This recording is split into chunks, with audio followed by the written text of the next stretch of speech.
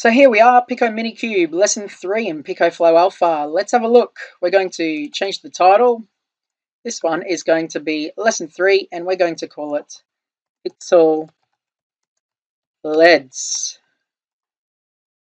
So last lesson I gave the activity that you could actually go around and then into the center, or you could rearrange the order of these LEDs. They don't have to look like this, but for what we're doing, that's perfectly fine. We're going to look at changing the layers. Now, for every layer change, we have to change the pins of B5, B4, and B3. Now, we actually have to use two different tools, the output tool, an output tool, and also a setup tool, which we did a little bit in lesson 1.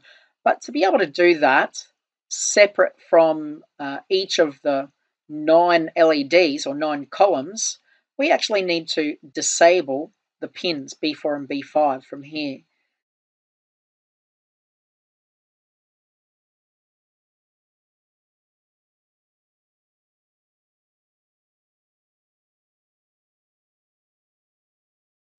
So now we can test that by changing a few things to set up different layers. So let's grab another output tool, and we're going to use a combination of setup tool and output tool to change just 3 pins. So now we're going to ignore all of those 9 pins that are used for each of the columns. And we just want to make 1 pin low. So we'll start with B5. We'll make sure that our weak pull up, let's turn it on. And we'll see which layer turns on. Okay, so it looks like the top one. I'll just disconnect the programmer. Yes, it's just the top one because we've turned the weak pull up on. It turns off that bottom layer. So collectively, those two tools give us a single layer. Let's go to grouping and we'll group those. And we're going to just annotate that. So we'll just call it top. And we'll store that group over there for later on. Now, let's go and adjust that. We'll leave the setup tool as it is. We'll change B5 to high and B4 to low. And this should give us the middle layer. So let's have a look.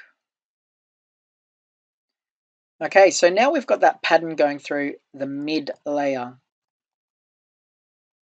Copy and paste. And then we want to get the base layer. So to get the base layer, we make B5 and B4 both high.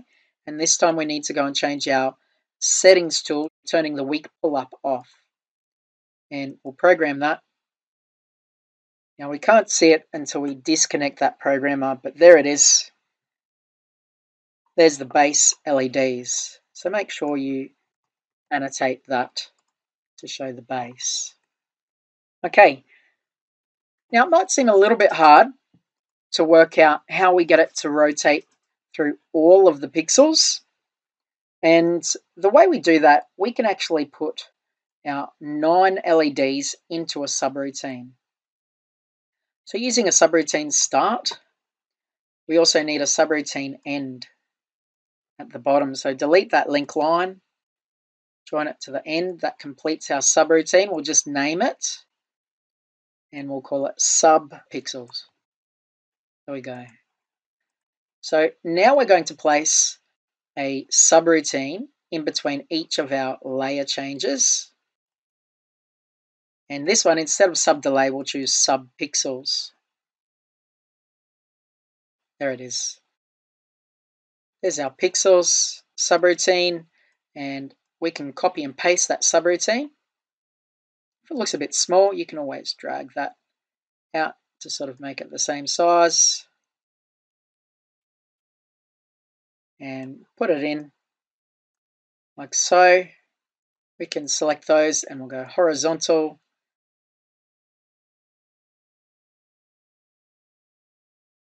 Now we'll link the last one up to the first one. And we'll see how that goes. Program. Unplug the programmer. And there we have it. So now we're going through each of those pixels from the top layer down to the base layer. You could easily change the order of that. Instead of it going base, top, mid, you might go base, mid, top. So you just have to swap around that group with that one, and we'll leave it at that. Or you could also play with the delay as an extension activity, or change the order of the pixels. All sorts of things you could do. That's lesson 3 for the PicoMiniCUBE with PicoFlow Alpha. Thanks for watching.